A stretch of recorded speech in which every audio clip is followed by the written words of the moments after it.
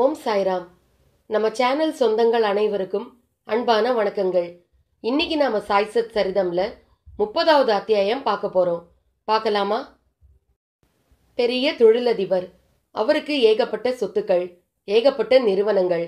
ஆனாலும் வாழ்க்கையில ஏதோ ஒரு வெறுப்புத்தன்மை அவருக்கு. வாழ்க்கையில ஏதோ ஒரு தேடுதல் இருந்துகிட்டே இருக்கு. என்ன அப்படின்னு பாத்தீங்கன்னா, அவர் உபாசனை தெய்வமாக ஒரு அம்மனை வழிபடுகிறார். அந்த அம்மனுக்காக தினம்தோறும் அர்ச்சனைகள், ஆராதனைகள், பூஜைகள் இதெல்லாம் செய்வது அவருடைய வழக்கம். அந்த மாதிரி செய்யும் பொழுது ஒரு நாள் இரவு அவரின் தூக்கத்துல, அவரோட கனவுல அந்த உபாசனை தெய்வம் வருது. அதாவது அந்த அம்மன் அந்த தொழிலதிபரின் கனவுல வர்றாங்க. அந்த கனவுல வர்ற அம்மன் என்ன சொல்றாங்க அப்படின்னா, நீ உடனடியாக போயிட்டு பாபாவை பார்க்கணும்னு சொல்றாங்க. இவருக்கு பாபா யாரு, அவருடைய விலாசம் என்ன, பாபாவை நான் ஏன் போய் பார்க்கணும் அப்படின்ற கேள்விகளை தன் உபாசனை தெய்வத்திடம் கேட்கறதுக்கு முன்னாடி கனவு கலைஞ்சிடுது. உடனே அவருக்கு விழிப்பு வருது. விழிப்புல ஏகப்பட்ட கேள்விகள். நாம எதுக்கு பாபாவை பார்க்கணும், பாபா யாரு, பாபாவை நாம ஏன் சந்திக்கணும், இந்த மாதிரியான கேள்விகள் அவர் மனசுல ஓடுது. அப்போ அவர் என்ன நினைக்கிறாரு, இதெல்லாம் நமக்கு உபாசனை தெய்வம் கனவுல சொல்லி இருக்கு அப்படின்னா இதுல ஏதாவது ஒரு விஷயம் இருக்கும். அதனால நாம உபாசனை தெய்வம் வழிகாட்டிய அந்த பாபாவை சந்திக்கிறதுக்கு முன்னாடி நம்மளுடைய அந்த உபாசனை தெய்வத்தின் ஆலயத்திற்கு போயிட்டு வழிபட்டுட்டு அதற்கு பிறகு பாபாவை தேடக்கூடிய அந்த ஒரு விஷயத்தை செய்யலாம் அப்படின்னு அவர் என்ன பண்றாரு, தன்னுடைய உபாசனை தெய்வத்தின் ஆலயத்திற்கு போறாரு. அந்த ஆலயம் பழங்கால புராதனமான ஆலயம், பெரிய ஆலயம். அந்த ஆலயத்துல குளங்கள், அந்த மாதிரியான விஷயங்கள் நிறைய இருக்கு. அந்த மாதிரி போகும் பொழுது அந்த குளக்கரையில் ஒரு பக்தர் குளிச்சுக்கிட்டு இருக்காரு. அந்த பக்தர் பாபாவின் பாடலை பாடிக்கிட்டே குளிக்கிறாரு. இவருக்கு அந்த கனவு ஞாபகத்துக்கு வருது. ஏன்னா பாபாவை போய் பார்க்கணும் அப்படின்னு சொல்லிட்டு உத்தரவு வந்திருக்கு இல்லையா அவருக்கு உபாசனை தெய்வத்திடமிருந்து. அதனால இந்த பாபாவின் பாடல் தன் செவிகளுக்கு வரும்போது இவர் அவரை பத்தின விஷயத்தை கேட்கணும் அப்படின்னு மனசுல ஒரு ஐடியாக்கு வந்துட்டாரு. அந்த பக்தர் குளிச்சுட்டு வெளியில வரும்போது இவர் போய் அவர்கிட்ட பேச்சு கொடுக்கறாரு. நீங்க இப்போ ஒரு பாட்டு பாடிக்கிட்டு இருந்தீங்க, அதை நான் கேட்டுக்கிட்டு இருந்தேன். நீங்க யாரை பத்தி பாடிக்கிட்டு இருந்தீங்க அப்படின்னும் பொழுது அவர் சொல்றாரு, அதாவது அந்த பக்தர் வேறு யாரும் கிடையாது, பாபாவினுடைய தீவிரமான பக்தர் ஷாமா. அவர் இந்த தொழிலதிபர் கிட்ட சொல்றாரு, இது பாபாவினுடைய பாடல், பாபாவை பத்தி நான் பாடிக்கிட்டு இருந்தேன், அவருடைய அற்புதங்களை நான் சொல்லிக்கிட்டு இருந்தேன் அப்படின்னு சொல்றாரு. அப்போ இவர் கேக்குறாரு, பாபா யாரு அப்படின்னும் பொழுது அப்போ அந்த ஷாமா பாபாவை பத்தி சொல்ல ஆரம்பிக்கிறாரு. அதுக்கு முன்னாடி தான் எதுக்கு இங்க வந்திருக்கேன்னு ஒரு சின்ன விஷயத்தையும் சொல்லிடுறாரு. அதாவது அந்த உபாசனை தெய்வத்தின் ஸ்தலத்துல தான் 2 பேரும் சந்திச்சு பேசிக்கிட்டு இருக்காங்க இல்லையா, அந்த ஸ்தலத்துல இருக்கக்கூடிய தெய்வம் தான் ஷாமாவின் குலதெய்வம். இந்த ஷாமா சிறு பிள்ளையாக இருக்கும் போது ஏதோ உடல்நல கோளாறு பிரச்சனை. அப்போ இந்த ஷாமாவின் தாயார் என்ன பண்றாங்க அப்படின்னா, தன்னுடைய குலதெய்வத்திற்கு ஏதோ ஒரு வேண்டுதலை முன் வைக்கிறாங்க. அதாவது காப்பு, அந்த மாதிரியான ஒரு விஷயம். அது குழந்தை சரியாயிடுச்சுன்னா, உடல் நலம் தேறிடுச்சு அப்படின்னா அந்த குழந்தையை உன்கிட்ட ஒப்படைக்கிறேன், உனக்கு காப்புகள் செஞ்சு கொடுக்கறேன் அப்படின்னு சொல்லிட்டு அந்த தெய்வத்துக்கிட்ட முறையிடுறாங்க. அதாவது ஷாமாவின் குலதெய்வம் அது. அந்த தெய்வத்துக்கிட்ட முறையிடும் போது அந்த ஷாமாவின் உடல் நலம் தேறிடுது. அதற்கு பிறகு சில நாட்கள்ல ஷாமாவின் தாயார் இறந்துடுறாங்க.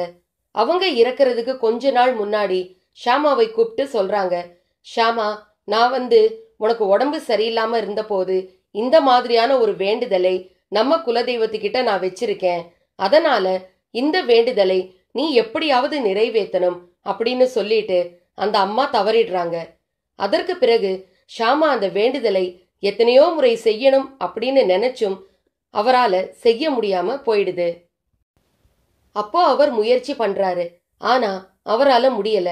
இப்படியே 30 வருடங்கள் அவர் அந்த வேண்டுதலை நிறைவேற்ற முடியாமலேயே போயிடுது. அதற்கு பிறகு நிறைய கஷ்டங்கள் ஷாமாவின் வாழ்க்கையில.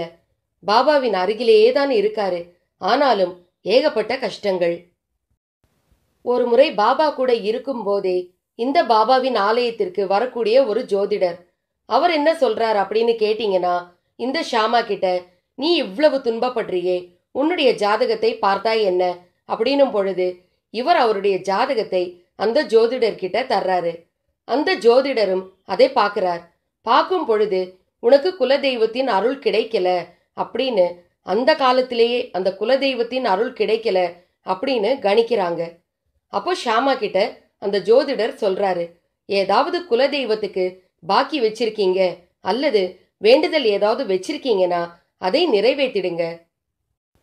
அப்போ இந்த ஷாமா என்ன சொல்றாரு, நான் சிறுபிள்ளையாக இருக்கும்போது எனது தாயார் சொன்னது, அதாவது உடல் நலம் சரியில்லாமல் இருந்த எனக்காக தாயார் வேண்டிக்கிட்டதாகவும், அப்போ என்னுடைய குலதெய்வம் அம்பாளுக்காக காப்புகள் செஞ்சு தர்றதாகவும் வேண்டிக்கிட்டாங்க. அம்மா தவறிட்டாங்க, என்னை செய்ய சொல்லி இருந்தாங்க, ஆனா என்னால செய்ய முடியல அப்படின்றத ஷாமா ஒத்துக்கிறாரு. ஒத்துக்கிட்ட பிறகு இந்த ஜோதிடர் என்ன சொல்றாரு, நீ உடனடியாக இந்த காப்புகளை செஞ்சு உன்னுடைய கைகளாலேயே குலதெய்வத்துக்கு நீ சமர்ப்பிக்கணும், அதுதான் உன்னுடைய வாழ்க்கையில் வசந்தத்தை ஏற்படுத்தும் அப்படின்னு சொல்றாரு. உன்னுடைய கஷ்டங்களுக்கு தீர்வு நீ இதை செய்த பிறகுதான் கிடைக்கும் அப்படின்னு சொல்றாரு. அப்போ இவர் என்ன செய்யறார் அப்படின்னா, உடனடியா நான் இதை செய்கிறேன்னு சொல்லிட்டு உடனடியாக காப்புகளை தயார் செய்யறாரு. தயார் செய்த ஷாமா அந்த காப்புகளை பாபாவின் பாதங்களில் வைக்கிறாரு.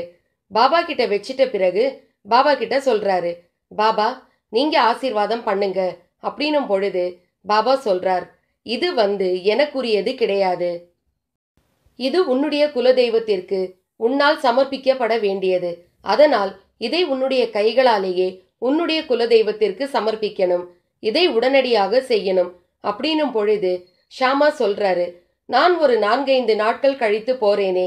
இல்ல இல்ல, நீ உடனே போக வேண்டியது அவசியம் அப்படிங்கிறாரு பாபா. இவ்வளவு அவசரப்படுத்துறாரே பாபா அப்படின்னு சொல்லிட்டு ஷாமாவும் உடனடியாக கிளம்புறாரு. கிளம்பி அந்த ஸ்தலத்துக்கு போயிட்டு, அதாவது அந்த குலதெய்வ ஸ்தலத்துக்கு போயிட்டு அந்த குளத்தில் நீராடி கொண்டிருக்கும் போதுதான் இந்த தொழிலதிபரின் அறிமுகம் அவருக்கு கிடைக்குது. அப்போ இருவரும் கலந்து பேசும் பொழுதுதான் இந்த பாபாவினுடைய அற்புதங்கள் ஒருவரை ஒருவர் பரிமாறிக் கொள்கின்ற ஒரு அற்புதமும் நடக்குது. அப்போ அந்த தொழிலதிபர் யோசிக்கிறாரு, நமக்கு கனவில் வந்த இந்த உபாசனை தெய்வம்தான் ஷாமாவின் குலதெய்வம், இது ஷாமாவின் குலதெய்வம் அப்படின்னு இப்போதான் தெரிய வருது.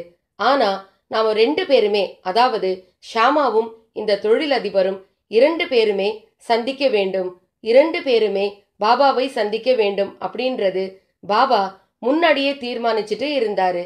இந்த தொழிலதிபருக்கு பாபாவின் விலாசம் தெரியாது. பாபாவை சந்திக்கணும் அப்படின்னா பாபாவை எப்படி சந்திக்கிறது, அவர் எங்கே இருக்கிறார், எதுவும் தெரியாது. குழப்பமான மனநிலையில அவர் அந்த உபாசனை தெய்வம் ஸ்தலத்துல நின்னுகிட்டு இருக்காரு. அந்த நேரத்துல தான் ஷாமா அவருக்கு அறிமுகம் ஆகுறாரு. இது எல்லாத்தையும் நடத்தியது பாபா. பாபாவுக்கு எப்படி தெரியும் இவர் நமக்காக காத்துக்கிட்டு இருக்கார்? யாரு? இந்த தொழிலதிபர் நம்மை சந்திப்பதற்காக எங்கேயோ காத்துக்கிட்டு இருக்கார். அவர் நம்ம எப்படி சந்திக்கிறது, அவருடைய பாதை எப்படி தெளிவு கிடைக்கும் அவருக்கு அப்படிங்கிறதெல்லாம் யோசனை செஞ்ச பாபா அந்த பக்தரை தன்னிடம் வர வைக்கணும் அப்படிங்கிறதுக்காக எவ்வளவு சீக்கிரமா இந்த ஷாமாவின் வேண்டுதல், அதாவது தாயாரின் வேண்டுதல், இந்த குலதெய்வத்திற்கு செய்ய வேண்டிய வேண்டுதல், அதையும் பூர்த்தி செய்யும் விதமாக அந்த ஸ்தலத்திற்கு அனுப்பி அங்க சரியான நேரத்துல அந்த தொழிலதிபரின் கண்களுக்கு இந்த ஷாமாவை காட்டி எவ்வளவு அற்புதங்களை எங்கேயோ இருந்த இந்த பாபா செஞ்சிருக்காரு பாத்தீங்களா?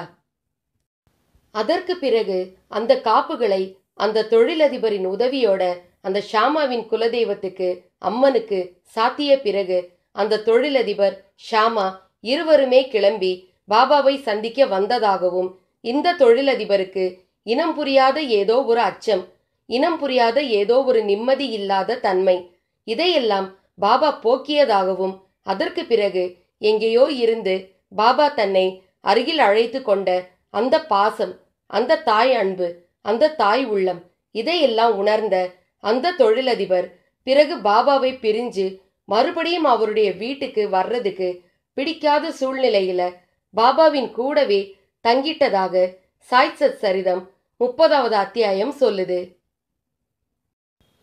அதுதான் பாபா. அவருக்கு ஏதோ ஒரு மனக்குறை, அது என்னன்னு சொல்ல தெரியல. ஆனா அந்த மனக்குறை பாபா கூட இருக்கும் பொழுது அவருக்கு இல்ல. அவர் ரொம்ப நிம்மதியா இருக்கிறாரு அப்படின்றது பாபா புரிஞ்சுக்கிட்டாரு. அந்த ஒரு காரணம் பாபா அந்த தொழிலதிபரை தன் அருகில் அழைச்சிக்கிட்டாரு. அதையும் அவரை ரொம்ப அலைய வைக்காம, ரொம்ப தேட வைக்காம, அவர் தன்னுடைய உபாசனை தெய்வத்தை நம்பி அந்த ஸ்தலத்திற்கு வந்தாரு. அந்த நேரத்துல பாபா கரெக்டா அந்த தொழிலதிபரை தன்னிடம் அழைத்து கொள்ளும் விதமாக தன்னிடம் இருந்த ஷாமாவை தொழிலதிபரை சந்திக்கிறதுக்கு அங்கே அனுப்பினார். ஆக ஷாமாவின் தாயாரின் வேண்டுதல் இதுவும் பூர்த்தியாச்சு. அந்த தொழிலதிபருக்கு உபாசனை தெய்வம் கனவில் சொல்லிய அந்த செய்தியும் உண்மை ஆயிடுச்சு. உபாசனை தெய்வம் காட்டிய பாபாவை அந்த தொழிலதிபர் பார்க்கிற பாக்கியமும் கிடைச்சாச்சு. இதுக்கு மேல என்ன வேணும்? எங்கே சுத்தினாலும் தன்னுடைய பக்தர் கடைசியில நம்ம கிட்ட கரெக்டா நிக்கணும் அப்படிங்கிறது தான் பாபாவினுடைய பெரிய ஒரு எண்ணம். நம்மளுடைய பக்தர் எங்கேயும் எதற்காகவும் கஷ்டப்படக்கூடாது. அவர் சரியான நேரத்துல நம்ம கிட்ட வந்துடுவாரு. முன்னாடி ஒரு பதிவுல நான் சொல்லியிருந்தேன் பாத்தீங்களா, அவர் காலில் நூல் கட்டிய சிட்டுக்குருவிகள். அது மாதிரிதான் அவர் எங்கேயோ இருந்தாரு. ஆனா பாபாவினுடைய அந்த அருள், பாபாவினுடைய ஆசி அவருக்கு கிடைக்கணும் அப்படின்ற அந்த காலகட்டம் வரும்போது எப்படி பாபா அந்த பக்தரை தன்னிடம் இழுத்தாரு பாத்தீங்களா? அதுதான். இப்படி யார் எங்கே இருந்தாலும் அவருக்கு தன்னுடைய அருளும் ஆசியும் கிடைக்கணும் அப்படின்னும் பொழுது கண்டிப்பாக பாபா யார் மூலமாகவாவது தன்னிடம் இழுத்து கொள்வார். இதுதான் சாய்சத் சரிதம்ல 30வது அத்தியாயத்துல சொல்லப்பட்டிருக்கு. இன்னைக்கு இந்த சாய்சத் சரிதம் 30வது அத்தியாயம் உங்க எல்லாருக்கும் பிடிச்சிருக்கும்னு நான் நம்புறேன். ஜெய் சாய்ராம்.